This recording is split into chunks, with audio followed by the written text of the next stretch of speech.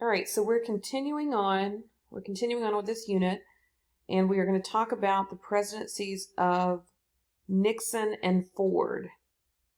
I'm making sure that my recording is going correctly here. Okay.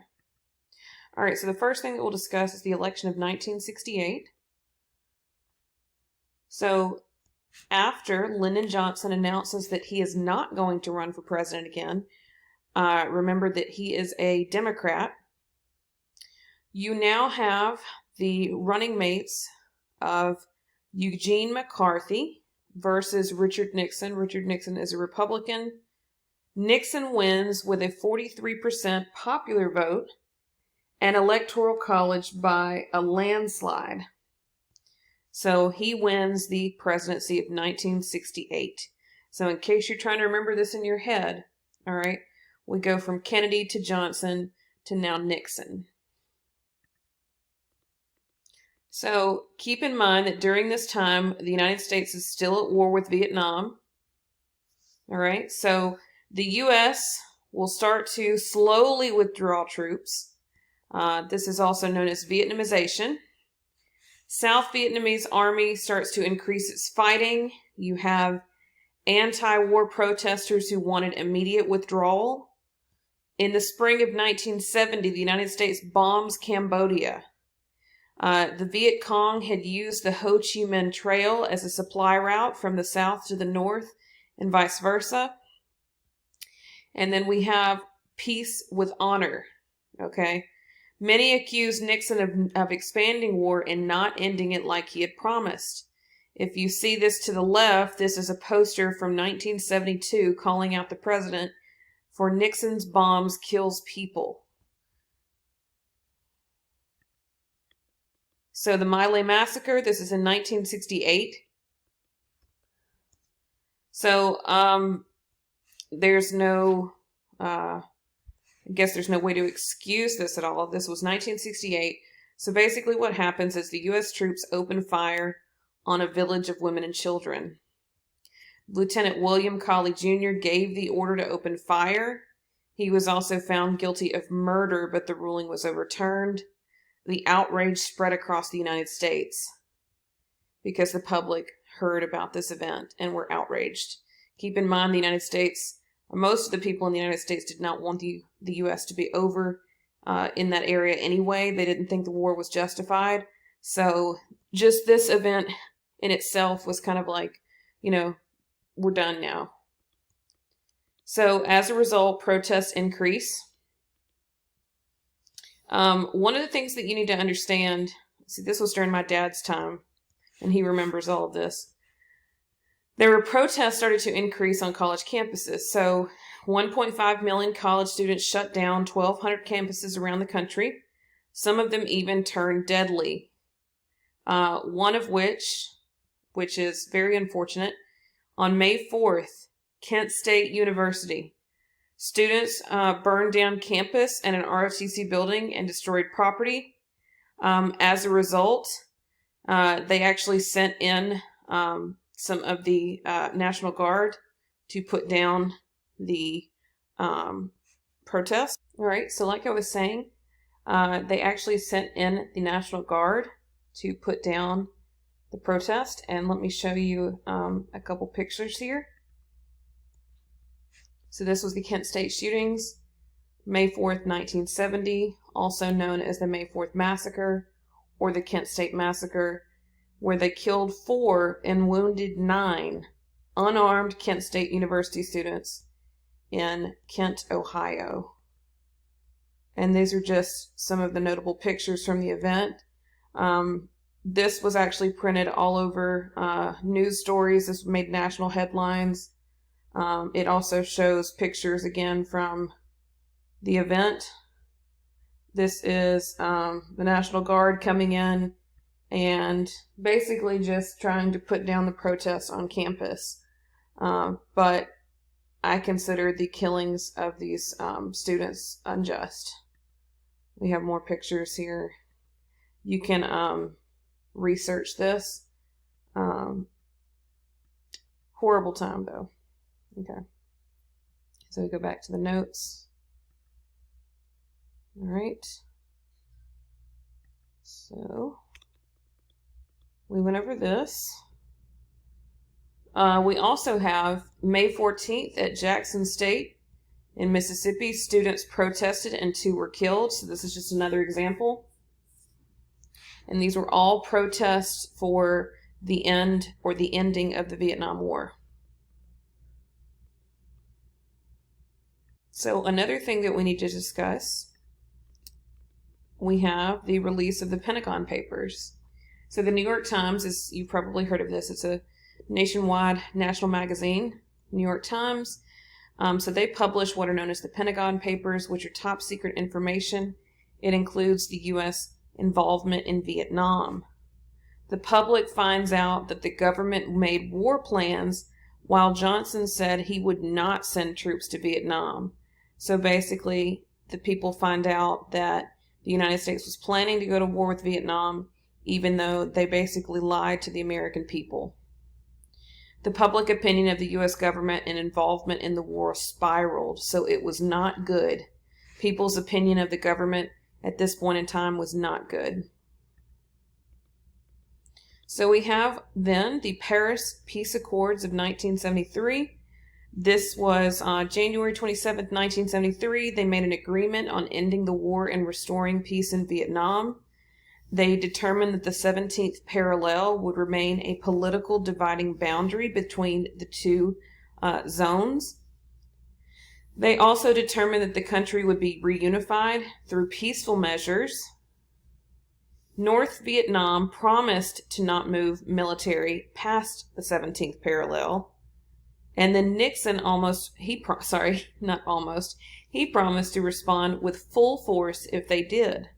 So even though they were trying to call for peace at this point in time, Nixon was still promising war if Vietnamese or the North Vietnamese troops moved past the 17th parallel. The last U.S. troops to withdraw from Vietnam was on March 29th.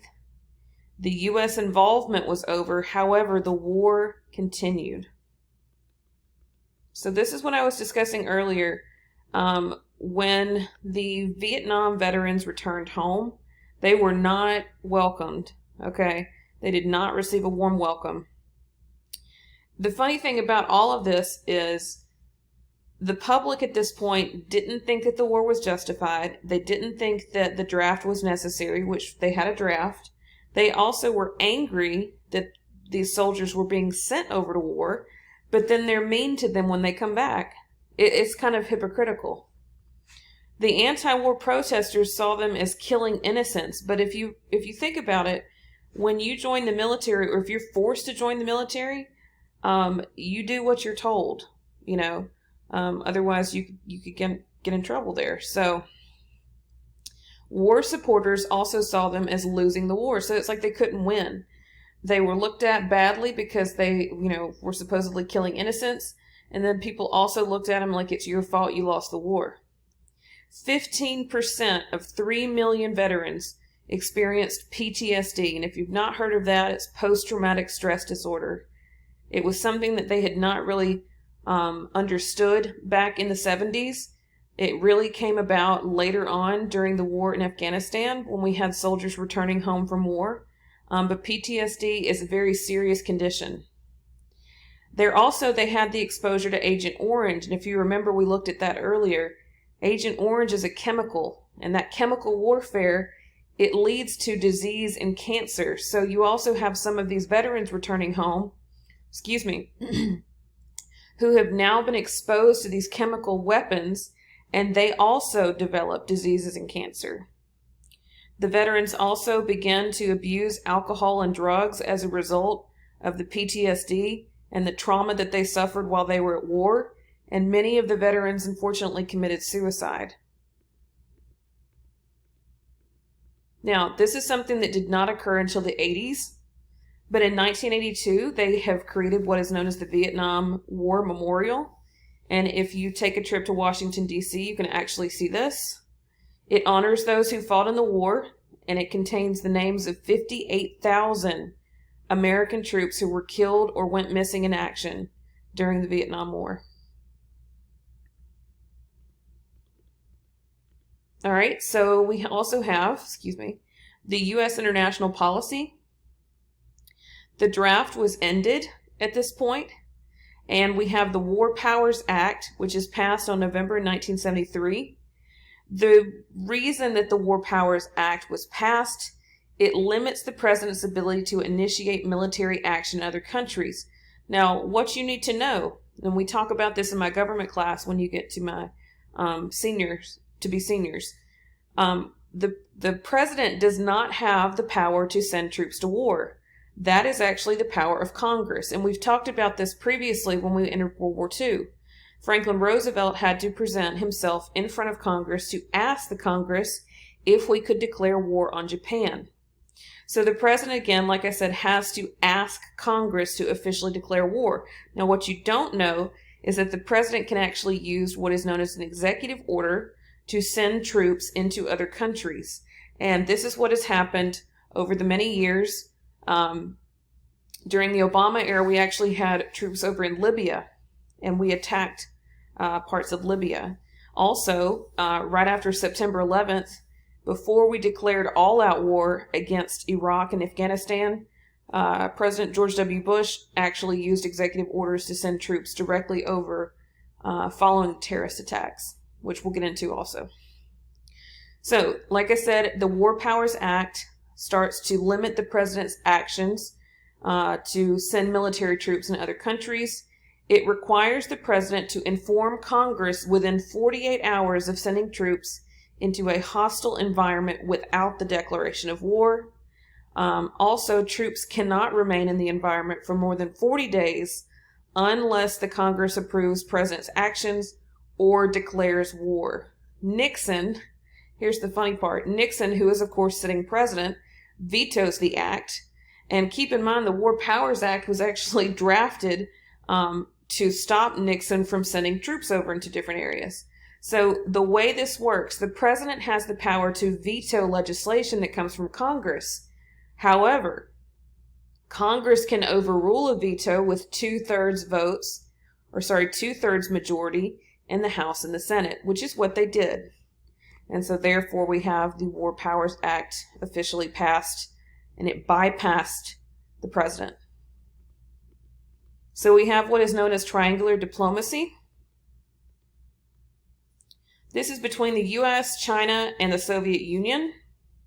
In February of 1972, Nixon travels to China, and the U.S. agrees to support China's entry to the United Nations, and it becomes open to a diplomatic relationship. Remember that China is a communist nation at this point, and so is the Soviet Union. Nixon also made a trip to the Soviet Union in 1972, and he starts to talk and sign the Strategic Arms Limitation Talks, which is signed through the SALT I Treaty. My phone is vibrating, sorry. So this is a 5-year agreement that limited a number of ICBM and submarine missiles. The United States also agrees to send wheat to the Soviet Union, and they agreed to join space exploration called Apollo-Soyuz. And this is a picture of Richard Nixon toasting the Chinese premier. And I'm sorry, I forget how to pronounce his name. I think it's Zhou Enlai, and this is 1972. So that just shows that we were trying to work on a relationship with the Soviet Union and the other communist countries. So, U.S. domestic policies, again under Nixon. Nixon wanted to reduce the power of the federal government and give more power to the states and local government. And again, this is another concept that we'll cover in my government class known as federalism. It's the split between power of the federal government and the state government. We act, it's a strange, a little bit of a balance there, okay? So in 1972, we have the State and Local Fiscal Assistance Act. This allows state and local governments to decide how to spend federal money with certain guidelines. Nixon also reformed social programs like Social Security, Medicaid, Medicare, and food stamps, which you've probably heard of these things. These still exist today. He also tried to end the Job Corps. He vetoes a bill that would increase funding for the HUD. And he also used impoundment, which is delayed funding to programs he believed were unnecessary. In 1973, Nixon withheld almost $15 billion from over 400 federal programs, and he was actually, a lot of people didn't appreciate that. Now, this is something that has kind of been notable, I guess, over the years. This is kind of what has made Nixon kind of a known figure. He has what is known as the Southern Strategy, okay, because Nixon at this point is going to try to run for re-election. And so he knows that during this time, you have the South, like we've discussed, the South was predominantly Democrat, okay?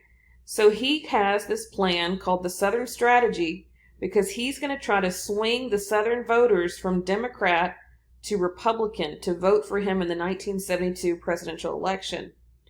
Now, one of the bad things, okay, about Nixon, or the critics of Nixon would say, is that he slowed desegregation, which means that he slowed African Americans and whites going to school with each other.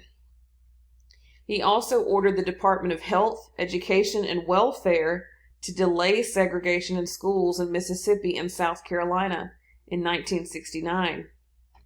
He was forced to abide by the ruling, or the second ruling, in Brown versus Board of Education.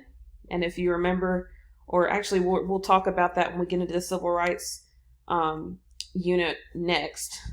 But Brown versus Board of Education was the official Supreme Court ruling that desegregated the schools. It overturned Plessy versus Ferguson.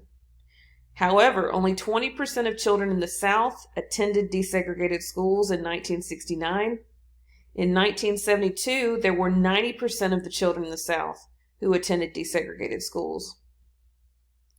Now, another thing about Nixon, he actually opposed extension of the Voting Rights Act of 1965, although Congress again overrules him.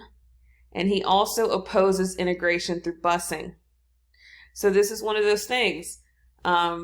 If he was going to try to win the Southern Democrats' vote, clearly you can see that it worked. Because if you remember, the Democrats were pro-slavery originally, and they were also pro-segregation. So Nixon, through his decisions here, he kind of appears as if he's a little more of a Democrat at this point. Now we have the Environmental Protection Agency.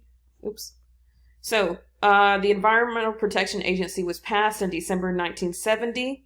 So the point of the EPA, it's designed to protect and conserve the environment and improve the health of the people. So the EPA still exists today. It monitors and enforces environmental protection laws. It also regulates manufacturing, processing, distribution, and use of chemicals and other pollutants. So there's something I'll show you really quick. All right, so speaking of pollutants, let me show you this real quick. Some of you like Netflix documentaries, and I'll show you this. This is a documentary that I've watched before. It's actually very interesting. It's called The Devil We Know. It says this documentary details DuPont's alleged decade-long cover-up of the potential harm caused by chemicals used to make popular Teflon products. And if you've not heard of what Teflon is, will show you. So it's containers. There we go. So many of you have probably seen this in your parents' cabinets, or just, basically storage. We'll say Teflon food storage. Excuse my phone. Okay. So again, this right here, these are all examples, and you can look into it to see what they actually are made out of. But the majority of these products, if they are made out of Teflon, it actually contains cancerous material. So this is something you can look into. So now with different EPA regulations, they are having to adjust the ingredients. That way it is no longer harmful to people. So just the more you know. All right. So again, the EPA oversees programs that promote energy efficiency, sustainable growth, air and water quality, and pollution prevention. This picture here is oysters being tested for pesticides in 1970. Now, we get into the major part of who we remember Nixon to be. So in 1974, or right around 1972. Okay. So like we said, Nixon is running for re-election, and he is kind of crazy about it. Okay. Like it consumes him. He's very, worried, I guess, of not winning the election. So he involves himself in what is known as the Watergate scandal. So on June 17th, 1972, 5 men break into the Democratic National Committee headquarters. They dress as like kind of little, not security guards, but more like staff members who are kind of cleaning staff members, excuse me. And what they do is they are trying to place wiretaps and take photos of secure documents that would actually be used for Nixon to help win the election. So this is definitely illegal, highly illegal. The men were arrested, and Nixon actually paid bribes to prevent being connected to the crime. He also asked the FBI to stop the investigation and told the White House staffers to lie in court, which is perjury, and you can't do that, especially if they find out that you lied, okay? You would be in very serious trouble there. So unfortunately, well, not unfortunately, good for the public, Nixon actually resigns to prevent impeachment.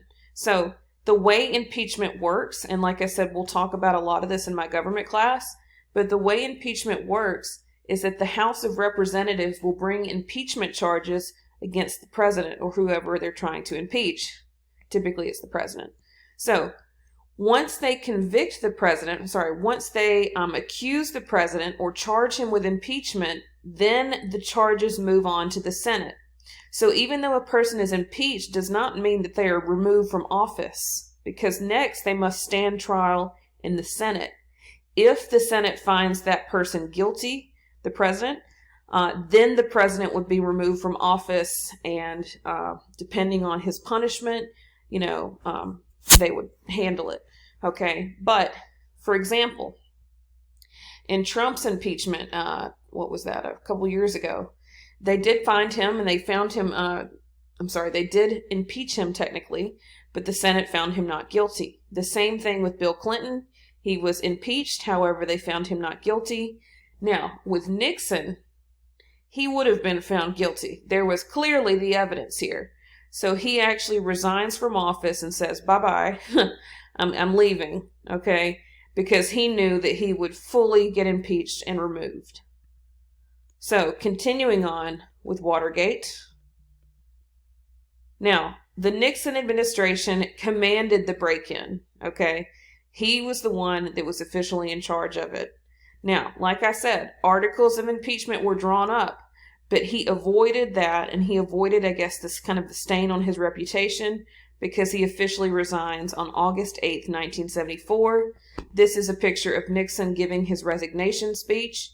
Now, the funny part with all of this, which the president can technically do, Gerald Ford is his vice president. Remember, we said that if the president is no longer serving, let's say he's assassinated like we saw with Kennedy, or Roosevelt, who died in office, the same thing. If the president leaves before he finishes his terms in office, then the vice president will then take his place. So Vice President Gerald Ford becomes president. And again, the funny part is that Ford immediately pardons Nixon for any crimes. So Nixon is found not guilty, and he's not persecuted for his crimes. Prosecuted. So he got out of it. All right, so we have what is known as stagflation. My dad remembers this very well. So inflation is a major problem during the late 60s to early 70s. So inflation is something that we get into in my economics class. But what you need to know about inflation All right, I was going to show you a video, and I was trying to pull it up, but then I realized I'm not going to do that because I don't want YouTube to copyright strike it. So I will show you this, and I will link this video in the description or in this little section, okay? So what you need to know is that inflation means that the general level of price goes up, which is the opposite of deflation. So think about like a balloon, okay? More money will need to be paid for goods like a loaf of bread and services like getting a haircut at the hairdressers. Economists measure inflation regularly to know an economy's state. A small, or we'll say a reasonable amount of inflation is okay. Too high of inflation is bad. That means that your money starts to become worthless, and you know, you wouldn't be able to afford anything. So what we talk about in my class for economics is we actually look at the current state of Venezuela, and they are experiencing very, very high inflation rates. The country has basically gone broke. So we will go back to notes, and like I said, I'll link this video. That way you can watch it on your own time and understand what inflation is. So let me go back. Now we have, like I said, stagflation. Now the combination of stagflation is high inflation and high unemployment. So prices are high, your money is not going as far as it did, and you also have high unemployment. So this is not a good thing. High inflation was mostly caused by Johnson's Great Society and funding of the Vietnam War. Now, like I said, the Vietnam War, the United States was at war with Vietnam close to like 16 years. So that means that we spent a lot of money over an unnecessary war. The U.S. also relies heavily on oil from other countries at this point in time. Now, what you need to know, we have OPEC, which is the Organization of Petroleum Exporting Countries. So some of these countries that are over in the Middle East, or just, you know, different areas around the world, who are the producers of petroleum, which make oil, they are the ones who really kind of start to dominate the prices. So sometimes when you look at gas prices and you say, wow, the gas is kind of high right now, a lot of it has to do with OPEC. But we'll get into that again in my government and economics class. So during this time, they place an embargo, or basically a ban, on oil. So what happens is the supply of oil starts to drop. Okay, notice the picture here. Our station hours are reduced due to gas shortage. So the United States was literally running out of gasoline. And if you run out of gasoline, you can't put gas in your car. Okay, and so it was, you know, kind of hard for everybody to get around. Another part to this is that when the supply of something drops, the price will increase. I remember there was a time right after, I think it was right after I had graduated high school. So this was back in, 2008. The prices actually started to get higher and higher, and we were paying something close to $3, a little over $3 a gallon for gasoline. It was kind of crazy, but there were reasons to that, but we'll talk about that a little later. Again with stagflation, so we're going to explain why this happened. So the United States during this time supported Israel in 1973 during the Yom Kippur War against the Arab countries. Now, what you need to know is that OPEC is made up of mostly Arab countries because a lot of the oil is actually found over in the Middle East. So the prices of goods increased that required petroleum to produce, or goods transported by gasoline-powered vehicles also increased. The oil embargo ends in 1974, but the prices still remain high. And if you look here at this picture, the picture says "pool it," meaning carpool. Okay. Now we get into President Ford. So President Ford, he has what is known, this is kind of his little slogan, "Whip inflation now," also known as WIN. So he starts to ask Americans to use less oil and gasoline to conserve energy. Again, like we said on the picture just a second ago, it was like they were promoting people to carpool because they wanted to save the oil. He also wanted to decrease government spending. So he encourages the Federal Reserve Board to increase interest rates on loans. So higher interest means that he wants people to start paying things back. It was not successful. This was actually a bad thing. It was the worst economic recession since the Great Depression. The United States economy struggles into the 1980s. So, continuing on. Ford decides to continue with Nixon's international policy. This is known as foreign policy. So in 1975, you have the Helsinki Accords. Okay, I think I pronounced that right. Helsinki Accords. Okay. This was an agreement between 35 countries who promised greater cooperation between the Eastern and Western European countries. Ford asks Congress to send aid to South Vietnam. Congress refuses. They are tired of it. They don't want to be a part of Vietnam anymore. On March 1975, North Vietnam launches a full invasion of South Vietnam. So they have broken their agreement and they have stepped over the 17th parallel. In April 30th of 1975, North Vietnam takes Saigon, which is the South Vietnam capital, and Saigon is renamed Ho Chi Minh City. In 1976, Vietnam is now unified as the Socialist Republic of Vietnam, and it becomes a fully communist nation. Now, if you remember, we have spent, like I said, 16 years in Vietnam fighting this unnecessary war that we didn't technically win or lose. And now the country that we have lost so many human lives over officially falls to communism. So it's like, why? What was the purpose? And a lot of people felt the same way. So we have 1976 presidential election. So Ford's support has started to decrease.